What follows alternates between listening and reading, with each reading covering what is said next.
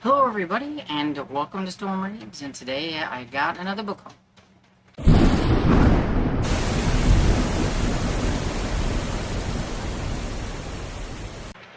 Okay, so today's book haul is going to be part two of like the first one where I went with my aunt. This one I went with my dad to his doctor's appointment, and I was able to go to the used bookstore up in Joplin, where I showed you in one of my dailies the book buffet on the outside where you can donate a few dollars and just grab whatever you want. And so that is going to be this book haul, and I'll show you the kind of cool things that you can find out there. And it amazes me, the books that they just let go out there for just a few dollars. Like, so I gave them $2 in the donation thing. And then I got I got 23 books. So, I mean, they don't care. They'll give you a bag to, like, fill her up and everything. And sometimes you can find some really nice books out there, and then sometimes there are some rattier ones that you can, see why they're putting them out there. But sometimes I'm like, why is this out here? I will start off with the two that I bought on the inside of the store, which cost me more. So these two was $7 to buy. And so, I mean, I was okay with that because I knew I was going to get a whole bunch on the outside and everything. So I always feel bad just going there and donating a couple bucks and then filling up on the outside without actually getting something from the inside of the store. And so you probably seen like a whole bunch of J.A. Jance's that I was showing you in that one video and everything. And of course, I had to at least get one. And so we've already read this one. I was actually looking for the one that we were currently reading at the time, which was Dismissed with Prejudice. They didn't have it. Had all kinds of other things. So I just went for this one because this one looks like it's more of the old school style of from probably back whenever it actually came out. Let's see. Yeah. So it's a first Avon printing from 1987. And so this is Taking the Fifth by J.A. Jance, which is part of the J.P. Beaumont series. I believe it's number 4, I think.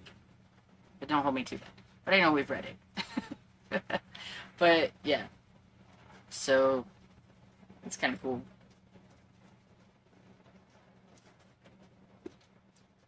And then I always have to look in their Earl Stanley Gardner books to see if I can find another Perry Mason that I don't have. Now, this isn't in the style of the Perry Masons that I like to collect, but in interest of reading all of the Perry Masons, I will grab whatever I can to get ones that I don't have. And so this one is Perry Mason in the Case of the Substitute Face. And I like the pocketbook ones that have the gold or silver down the strip down here. They're the ones that are from like the 60s, I think, maybe 50s or 60s or somewhere around there. See, this one, still older. It's from 87 and everything, but it's just not in the style that I want. But I didn't have this one. I think this is number 11 or 12. I can't remember. I just know it was one that I was missing, and so I got that. Okay, on to these fun ones here. So, I have Flowers for Lisa by Veronica Ladd, and this is a first love from Silhouette, and it's number 5. And there we go. So these are like, I believe they're teenage line that they had back then and everything. And it says, beauty's more the way you feel about yourself than how you look. And this one is from 1981. And, I mean, it looks really nice. It's pretty decent. So either they just don't think it'll sell. I guess, maybe. I don't know. But it looks really nice. I have tried to clean these up quite a bit because they were quite dusty and grainy feeling from being on the outside. I have Waking the Sleeping Tiger by Margaret Way, and this is Harlequin Romance number 2258. Love this cover. That blue is so pretty. But it looks pretty decent. This one is from their 30th anniversary. So, from 1949 to 1979. So that is pretty cool. These are so nice. They are so nice. We've got a Harlequin Romance. Now, it says Harlequin Romance 288. I'm thinking that it maybe says that because it's a reprint or something.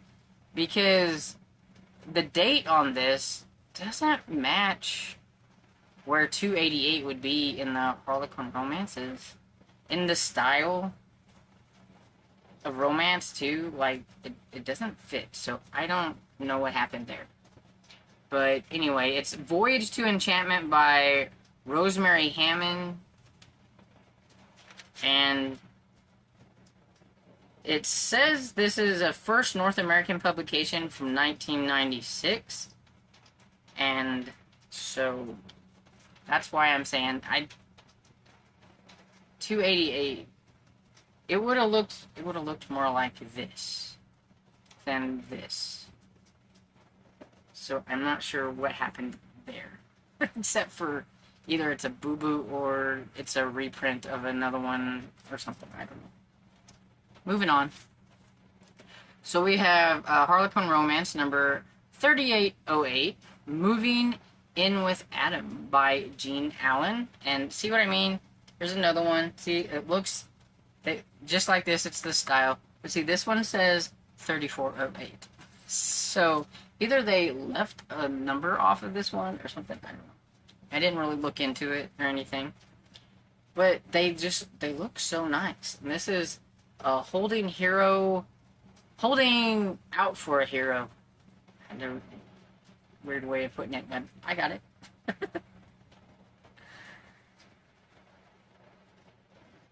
For a second, I thought that was, like, cut, but it's not. It's just the way it's made.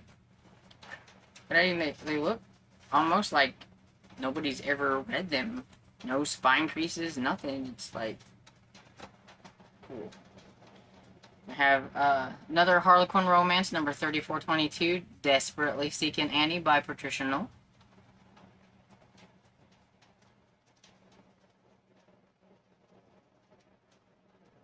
This one is from 1996 as well. And then we have Dream Wedding by Helen Brooks. It's Harlequin Romance number 3434.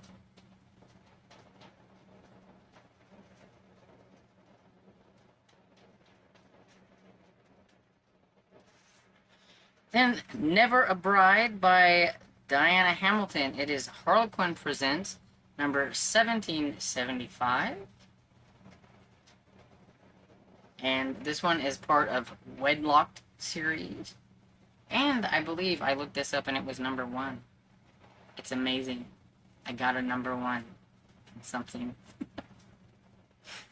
But look, it's so nice. I mean, it's crazy. And this one's from 1995. And I don't care. I don't like the new ones. This is the way it needs to be. I don't know if those new styles will grow on me. I don't know. Then I have, Though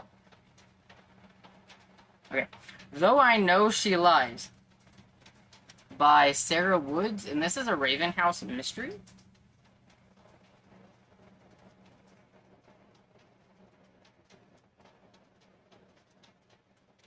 And I think it's part of a series. Yeah, the Anthony Maitland series. Anthony Maitland series? Maitland series, and This was originally from 1965, but this copy is from 1980? Yeah, 1980. Now here is where one of these looks pretty kind of knackered, but, you know, readability, it's still fine. It looks like a little mouse might have found its way into the box that it might have been in at one point.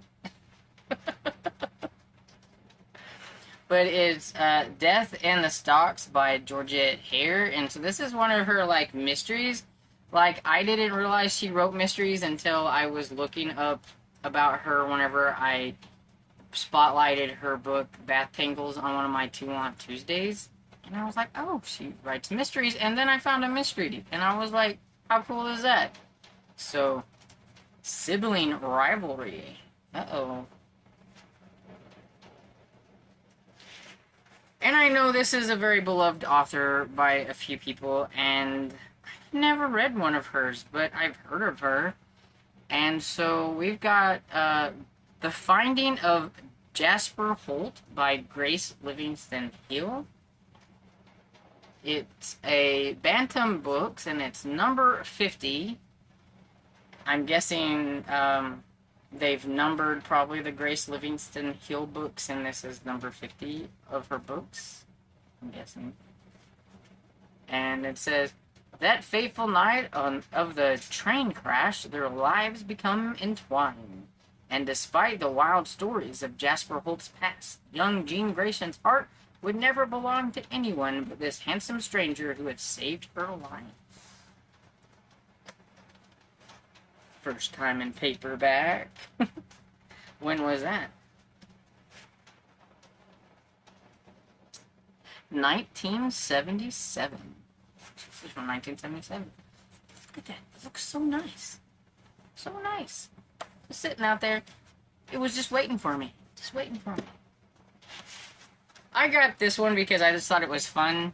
I'm not a nonfiction person. I'm not a huge biography or autobiography person, but sometimes I think they're kind of interesting, and just reading the back of this, I didn't realize that Doris Day had quite the life. But this is a Doris Day in her own words, and it's by A.E. Hotchner, and it says, for the first time, the girl next door talks about her astonishing life. And so this is from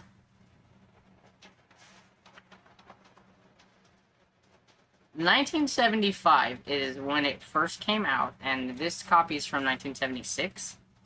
And I don't know, I just thought that was kind of fun that I found like a biography or whatever. Yeah, because it's written by somebody else, because it has by somebody, so that's an autobiography, even though it says in her own words. So maybe it's by the both of them. I don't know what you would call that. Anyway, it's a Bantam book. But, my goodness. The things she went through. So at 17, I was married to a psychopathic sadist. When my third husband died, a man I had been married to for 17 years, I discovered that he had left me with debt of $500,000. My reward for a lifetime of hard work. There's another Doris Day, a woman I know well. It's she who's the subject of this book. No holds barred. This is the life I live. And I just thought that sounded kind of interesting, because she always had that, you know, cutesy little persona that she played in the movies. And sometimes it's interesting to see that it wasn't all roses.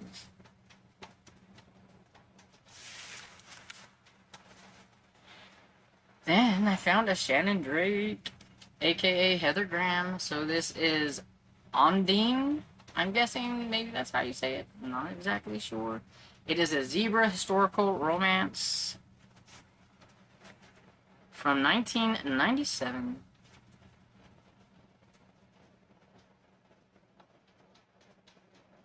So excited whenever I find those out there. And I am fairly certain that there are going to be a whole host of you that are going to really enjoy these that I have here.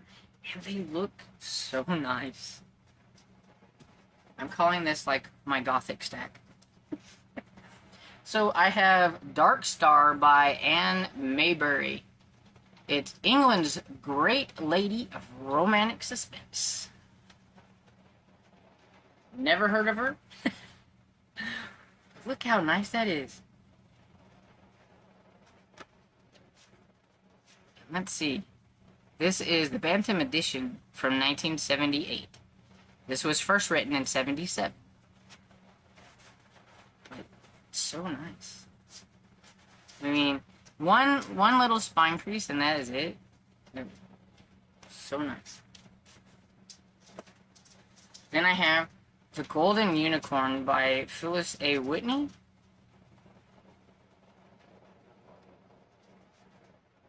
Again, they look really nice.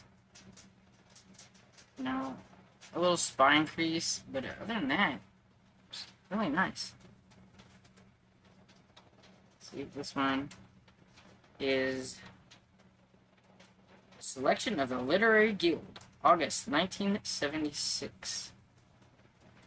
It's a Fawcett Crest book. I like Fawcett books. I have quite a few Fawcett books. Listen for the Whisper by Phyllis A. Whitney.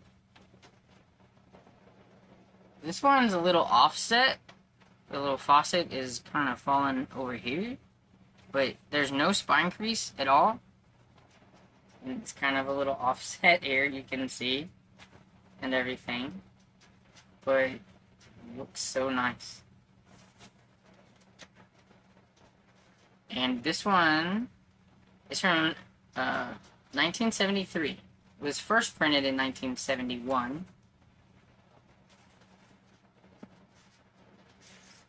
Then I have The Turquoise Mask by Phyllis A. Whitney. It looks really nice.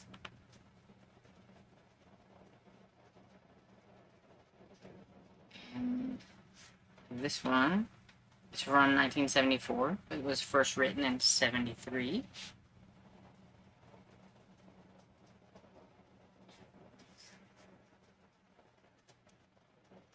And I have The Pride of the Peacock by Victoria Holt.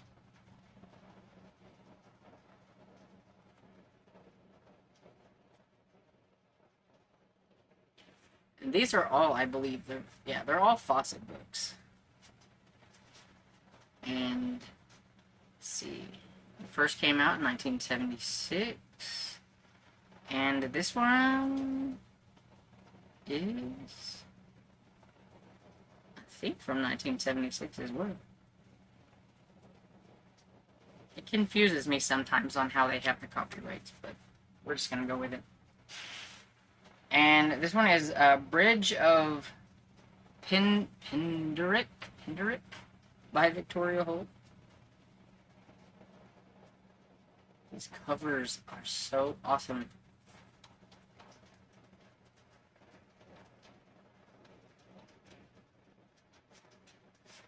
And this one? Wow, this one is from 1963. It is the only copyright on here. This book contains the complete text of the original hardcover edition.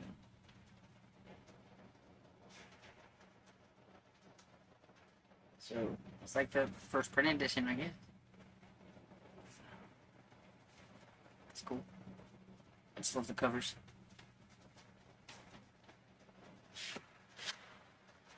King of the Castle by Victoria Holt. Now, I actually have a copy of this. And so, I will be looking at both copies and trying to see which one I like better. Because they actually got the same cover and everything. Because I was like, well, I'll keep both of them if they've got different covers. But they got the same cover. I just need to see which one I think looks the nicest. Which one I want to keep. And then I'll probably put the other one on Fingo at some point.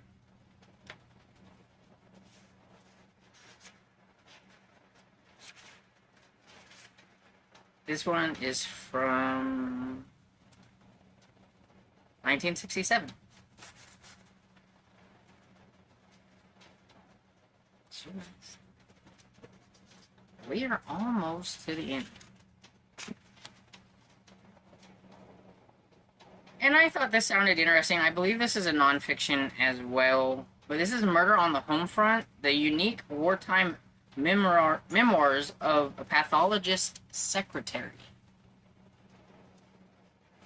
And so I thought that could be interesting reading. I don't know. If I'm going to read, like, nonfiction, it would be something probably like this. It says, a good job for corpses.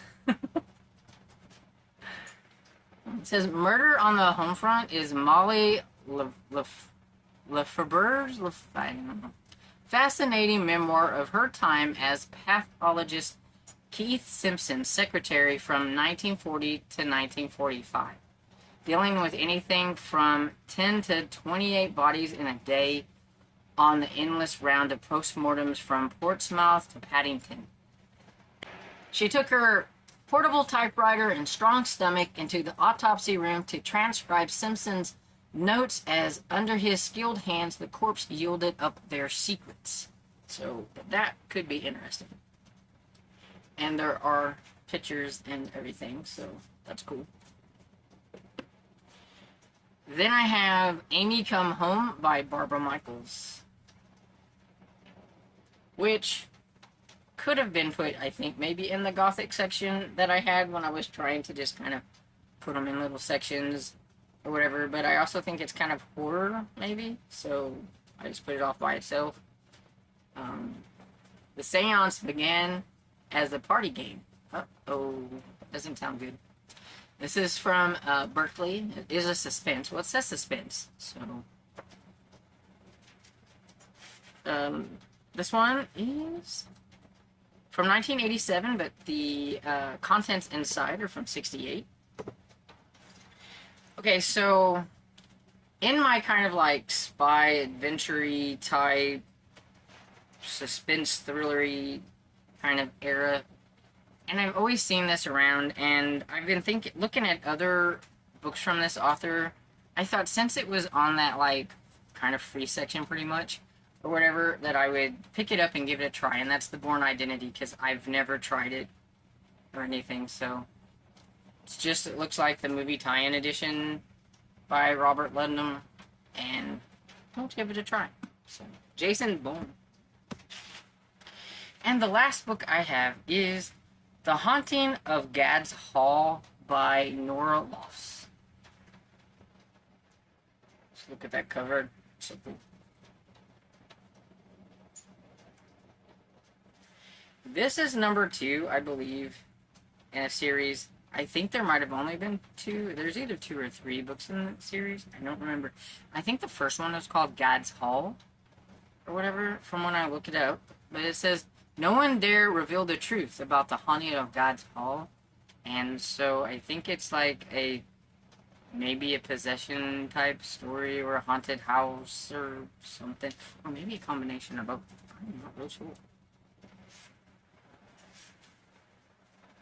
But I don't find a lot of like old horror type books and things like that out there very often whenever I'm there. So I had to grab it up whenever I seen it. And this one's from okay, the contents is from 1978. But this one is a First Fawcett printing from 1980. A lot of Fawcett books. I love Fawcett. But there you go. That's the last one. So let me know. Have you read any of these authors that I hauled? Or any of the actual books that were hauled in this? Let me know what you thought of them down below in the comments. And I hope you enjoyed this video, and if you did, please give it a thumbs up and subscribe, and I will see you all in the next video. Bye!